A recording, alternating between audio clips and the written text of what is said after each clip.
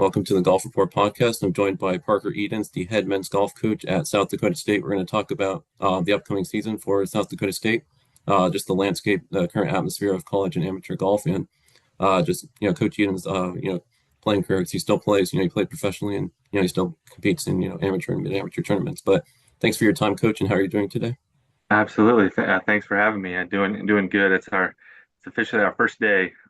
Guys got moved in here this weekend, and we we start up today a first team meeting, and then class will start next week from yesterday. So we get fired up today, have our meeting, and then fire up some live bullets and Yeah, qualifying tomorrow. So excited for that.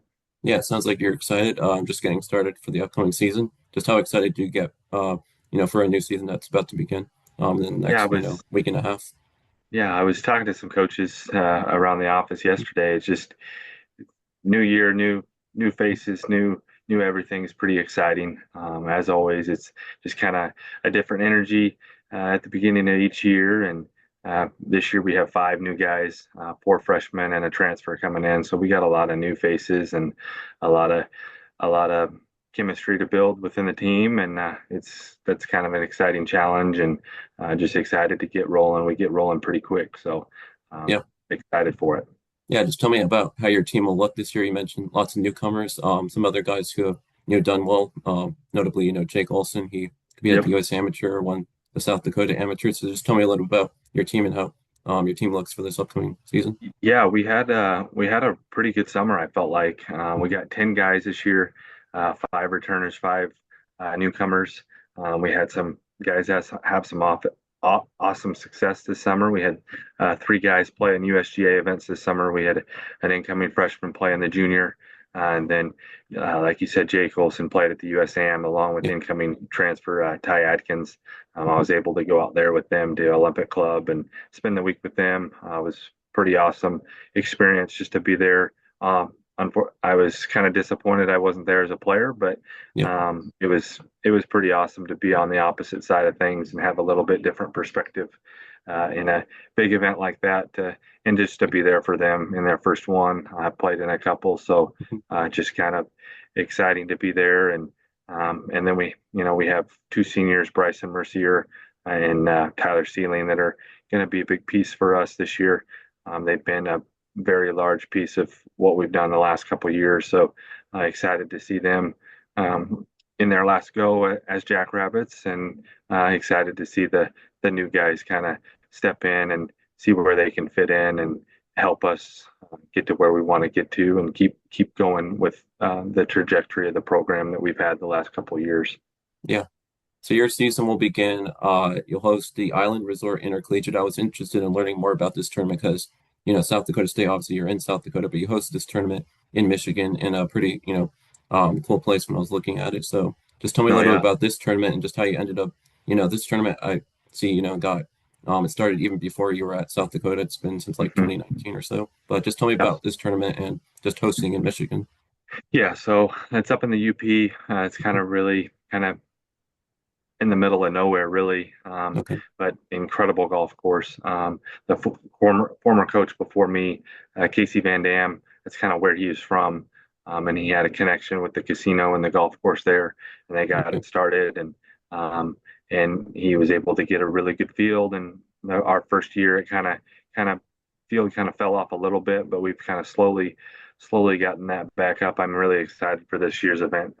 Probably the strongest field we've had, especially since I've been here at SDSU. And it's kind of cool. Bryson on our team is from about 15 minutes away, and he grew up playing Sage Run, one of his home courses. So kind of kind of cool have a little bit of ties there. And Ty Kratz, who graduated last year, is from an hour away. So we were a home away from home and kind of a home feel with some families there. And our parents do a great job coming and supporting that event and being there, especially Yeah. for the first one of the year.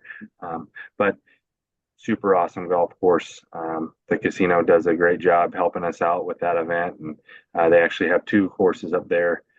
Well, actually three now. They're building a third, but the other one right on property at the casino hosts an Epson tour events during the summer. So they're used to hosting big events, and something I hope that they continue to do for us and help us out. And we continue to have an awesome event. And I'm really looking forward to this year's event with such a strong field. Yeah, it's great. Then my next question, it's a two-part question, but you also host the Jackrabbit Invitational in Boulder Yep. City, Nevada in March. So just also tell me about this tournament. And then next part of my question is, just tell me what is it like, hosting, these two tournaments, in, Nevada and Michigan, not in South Dakota, not in your, university's home state. Just tell me about, what it takes to host these tournaments, especially No, not in South Dakota. no, for sure. It can be stressful, Mhm. but I try to do a pretty good job getting really far ahead on things, just so when it does come a week, 2 weeks ahead of time, that it's just kind of smooth sailing. Everything's done, everything's planned, everything's ready. The golf courses on both events do a great job in helping us out with. They realize that we're, you know, so far from home, and we they do a great job helping, and the support and their support staff has been great on both ends. But another unique situation in Boulder City, Blake Shaper, who just graduated last year, his dad was the GM at Boulder Creek, Okay. where we play the tournament up until last year. He moved on and a different job in the golf world, and not at Boulder Creek, but that's kind of the connection there. And this started well before I was the coach here. And they host a lot of college tournaments out there. They've had Division II national championship, I think, or a regional or something. So they're really used to hosting big events. So that's it's kind of a home away from home. And with Blake's parents and their friends and whatnot, right there in Boulder City, we have some host families where the guys get to stay, and kind of helps us out. And we go out there we go to that one several days early, just to play the golf course, but also just get ready for the tournament. We go to Sage Run a day and a half early, so as well, but just to kind of give us a little bit of time to get our feet under us and get things ready to have as good of an event as we can have. That's great. Yeah, having connections and just getting help hosting tournaments not in South Dakota, other No, places is always absolutely. great. So I also about this upcoming season, I just wanted to get your perspective on Summit League Championships. That'll be at beginning of May in Yeah, Arizona. Just what do you think it'll be like to have your conference championship in yeah, Arizona in May this year? yeah. I'm excited. We were down there at Longbow and Mesa last year. It was the first Okay. year we were down there. We kind of bounced around a little bit in my time here before then, and I hope that we've kind of found a home there for a few years. It seems like they enjoyed having us, and we felt welcome. And we had a great championship last year. I thought went really smooth. We have I feel like we have an awesome golf conference, very good throughout, and competitive. But I'm excited. I like that golf course for us. I like that golf course for our guys, and I think it was a good test. And you obviously there was some good scores. You can go out there and score it, but if you're not on, it's slightly desert golf, so you can get out of position. And there's some challenging holes out there for sure. But uh, excited for that. I think this group will have that kind of circled on their calendar. I let them kind of come up with their own team goals. Obviously, I have goals for them, but they kind of get together and put together a good list of a few goals, and I would think and hope that that's on their list. As we've been competitive the last couple of years. We have had the lead going into the final nine the last 2 years, and 2 years ago Kansas City played incredible on the back nine, and nothing we really could have done. They just played great golf and beat us. And then we had kind of a poor final nine this year, and hopefully the guys that are coming back. We have four guys coming back that played that week for us. Hopefully they've learned a little bit and can take away and um, lean on those experiences when we get there in May for sure. Yeah. So I wanted to talk about the winter and the break. Obviously, college golf you play, in the fall and in the spring, and your team this year will have a 4 month break about from about October 15th to about February 15th. And obviously, the weather there can be, difficult in South Dakota, I'm sure, as you're aware. So just how do you and your team navigate the winters in South Dakota so that you're ready, come February when you start the spring season? And just what are some of the great things that you tell prospective student athletes, when, recruiting them or when they're just coming to visit so that, the weather isn't, a determinant for them? Yeah, so it's difficult for sure. We're really lucky. We have an incredible indoor facility um, over in our indoor football and track building. We have three hitting bays, two simulators up there. We have 2,500 square foot chipping and putting green up there, um, and we we're really lucky for our Yeah. level and who we're competing against. I think it's kind of one of probably, if not the best, uh, indoor facility at our level. It's up there for sure. So we get a lot of use out of that, and then we take a training trip to start the spring down to Boulder City, um, and we go down there for three and a half days, play a bunch of golf, do some qualifying early on, and then we go back down to Boulder City for the tournament. We go down a few days early, and so we get a couple trips out of it. Obviously, it's um, in between trips we have to come back, and we probably can't get outside.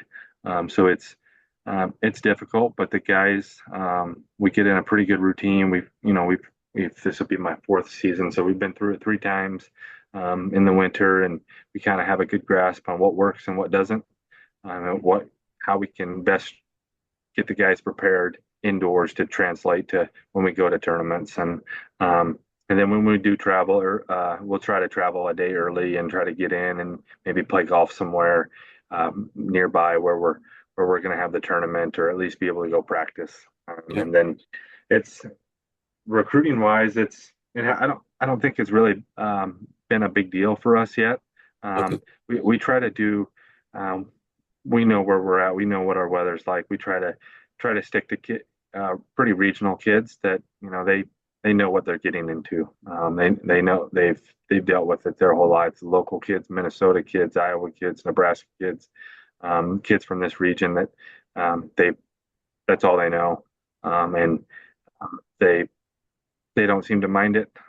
We do get a few here and there from farther away, maybe warmer climates that they maybe that's the warmer climate is all they know, and they don't mind the colder winters or the harsh winters like we have.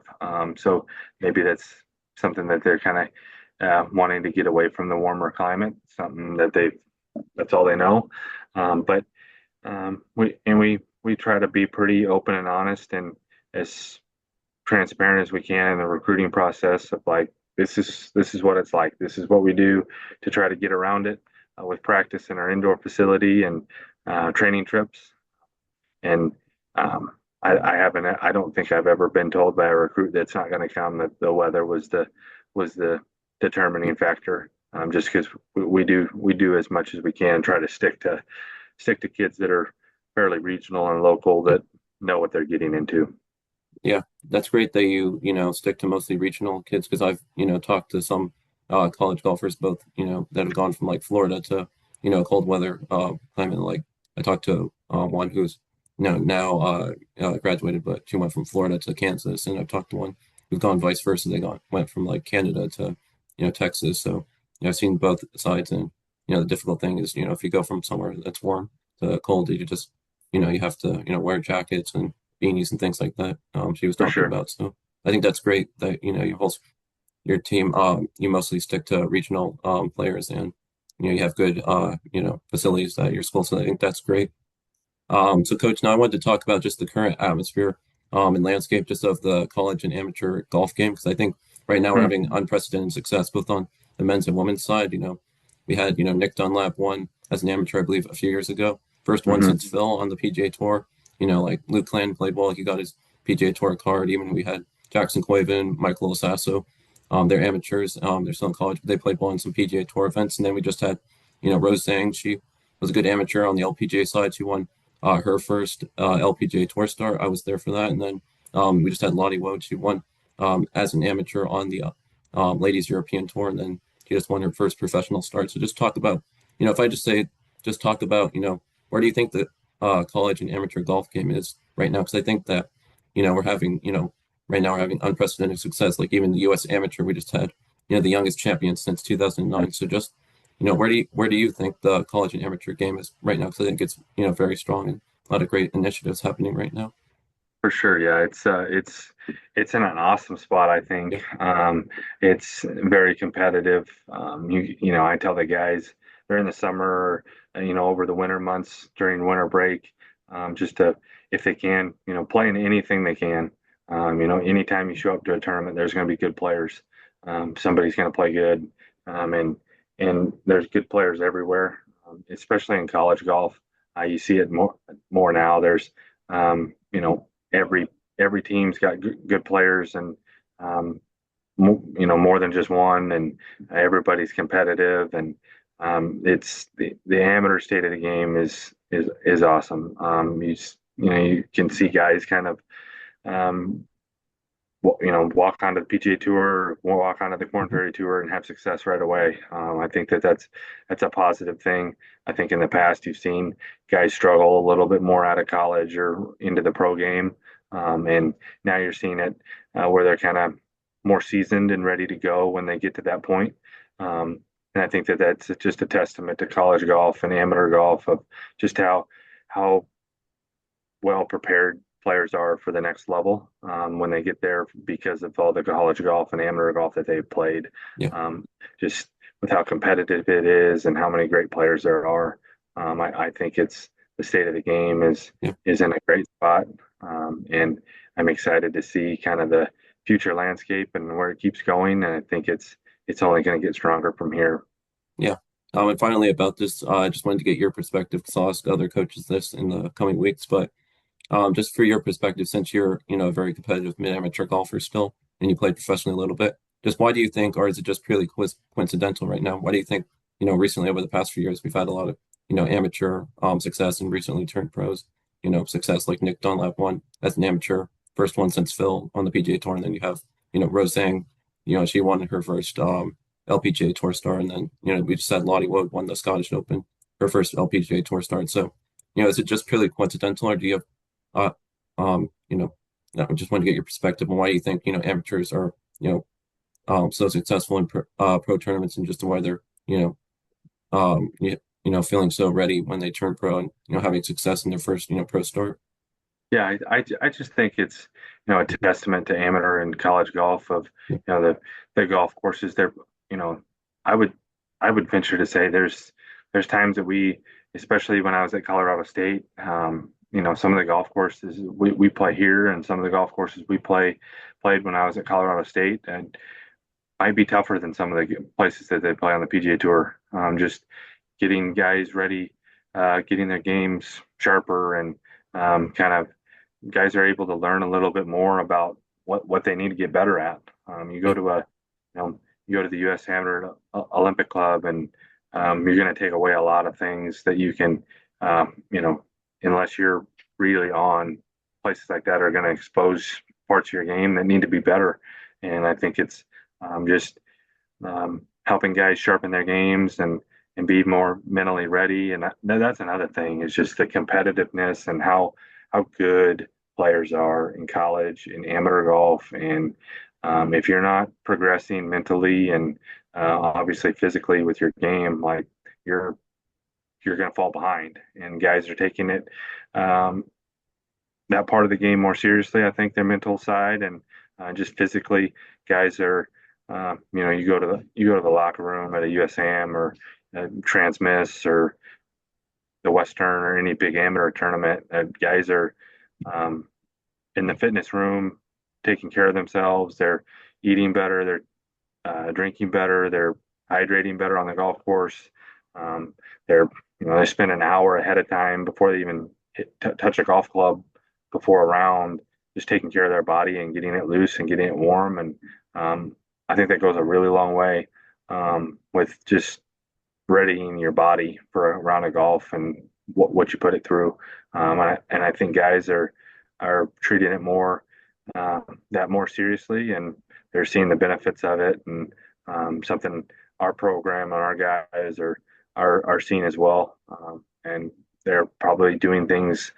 The older guys are probably doing things like that they weren't doing when they came into college, and they're seeing benefits from it. And it's just um, players are players are just more advanced in all Yeah, aspects of golf, and it's it's impressive. That's for yeah, sure. yeah. I definitely would agree with what you said. I think the amateur and college game right now is definitely very strong. That makes it in turn, players, the college and amateur side, ready when they turn pro or when they play in a professional tournament as an amateur. So You definitely know, would agree with what you said.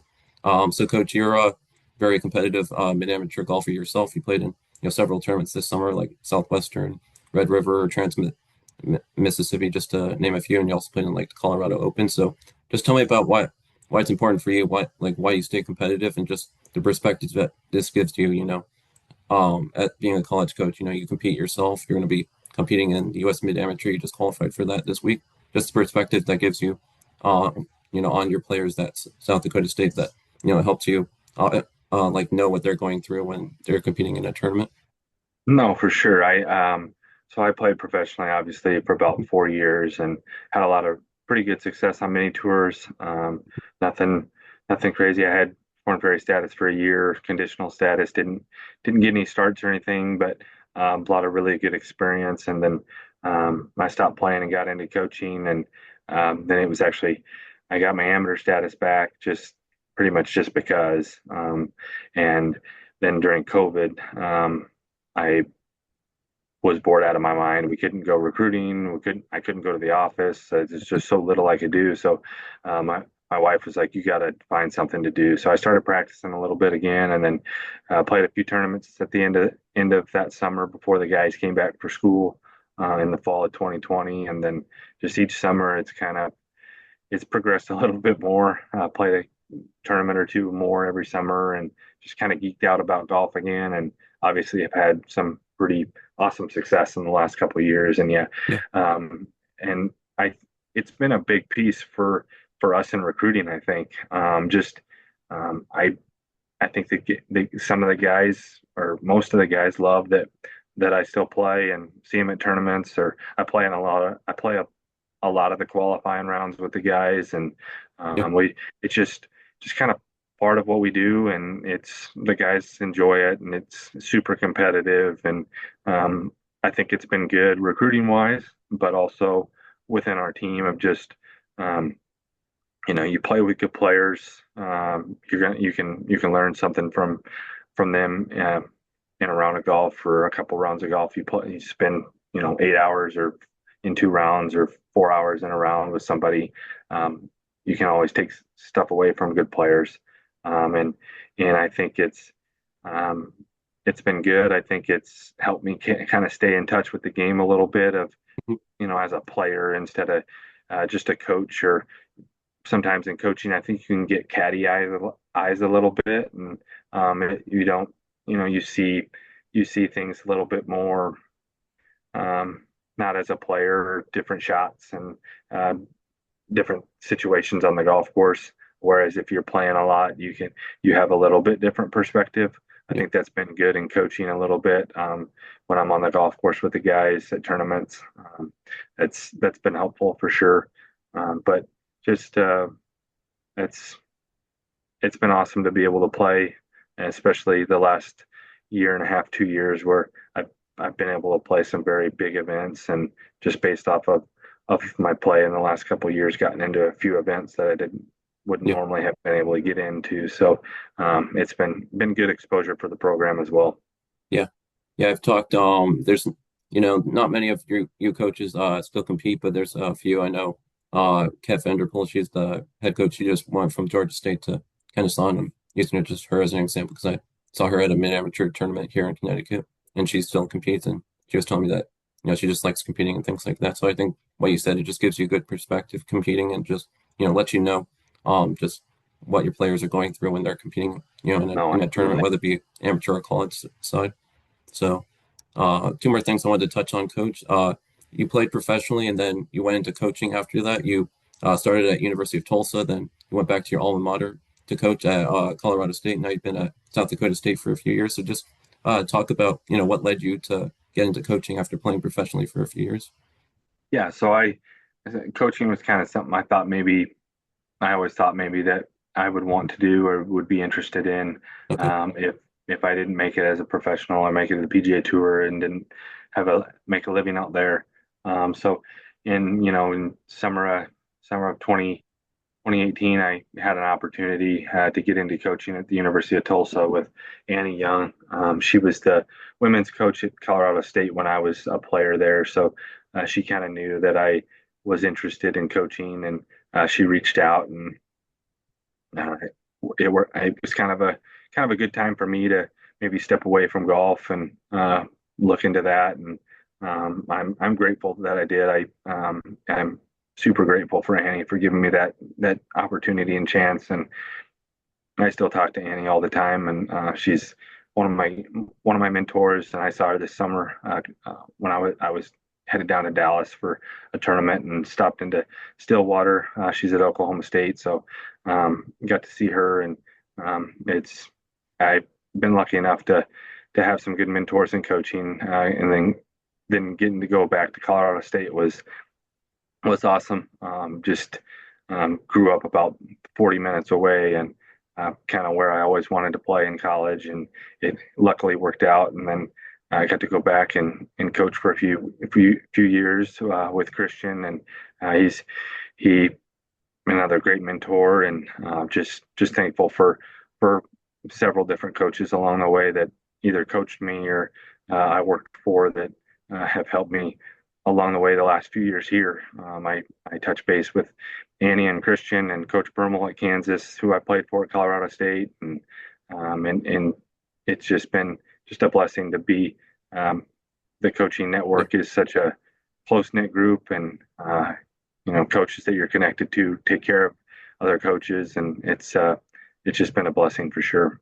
Yeah, it's definitely, great to have good mentors. Coach, so I'll end on this final question.